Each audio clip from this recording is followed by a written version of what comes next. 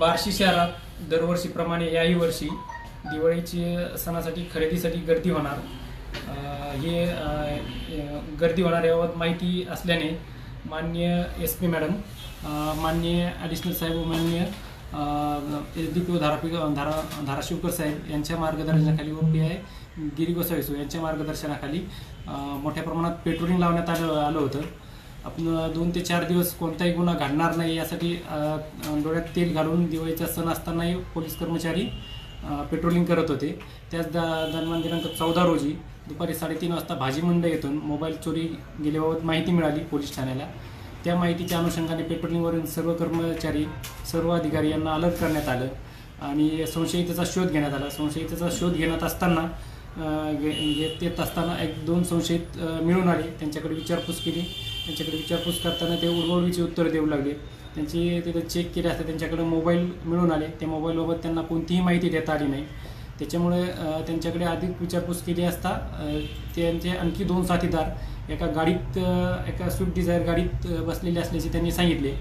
त्याच्यानंतर तीही गाडी ताब्यात घेण्यात आली. त्या गाडीची झडती घेतली असता त्याच्यात त्यांच्याकडून 6 मोबाईल रिकवर झाले. 6 मोबाईल जप्त करण्यात आले. तसेच सदर गाडी देखील जप्त करण्यात आली. त्यांच्याकडे अधिक विचारपूस केली असता त्यांनी सदरचे लोक भाभी गँग या नावाने सांगली, सातारा, सोलापूर तसेच पश्चिम महाराष्ट्रातल्या जिल्ह्यात चोरी करत असल्याचे निष्पन्न झाले.